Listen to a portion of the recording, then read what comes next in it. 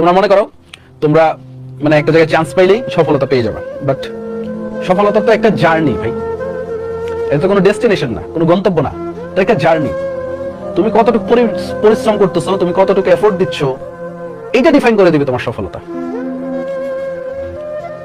হয়তোবা তুমি এনাফ পরিশ্রম বা এনাফ এফোর্ট দিচ্ছ না, এই কারণে তুমি এই যে সফলতার জার্নিটাই মজা পাচ্ছ না।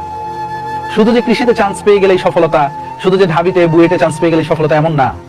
তবে সফলতার জার্নিটা কখনোই শেষ হয় না, চলতে থাকে। তো এই কারণে পরিশ্রম করে যেতে হবে, বুঝো নাই? যত বেশি পরিশ্রম করবা, যত বেশি এফোর্ট দিবা, এই যে জার্নিটার ভিতরে তুমি মজা পাইতে থাকবা। তোমার কথাটা বুঝছো? এই জার্নিটার ভিতরে মজা পাইতে থাকবা। তো এই কারণে কোনো ডেস্টিনেশন ধরে আগায় না। এই ডেস্টিনেশন ধরে যখন আগাবা তখন বোর হয়ে যাবা, যে আমার কৃষিতেই যাইতে হবে, আমার এই অমুক জায়গায় যাইতে হবে। কোনো ডেস্টিনেশন ধরে আগাবা না। তোমাদের কি মনে হয় আমরা সফল? ধরো যে আমি ঢাবিতে পড়ি, অপর ভাই বুয়েটে পড়ে, তোমার সুমন ভাই কৃষিতে পড়ে, আমরা কি লাইফে সফল হয়ে গেছি মনে হয়? আমাদের জার্নি শেষ? আমরা তো এখনো দিন রাত পরিশ্রম করি। সো ইটস এ জার্নি, লাইফের একটা জার্নি। তুমি কোন জায়গায় কতটুকু পরিশ্রম করতেছো, এইটাই তোমার ডিফাইন করে দিবে তুমি কোন ওয়েতে যাবা। ওকে, তো এই জিনিসটা একটু মাথায় রাখবা।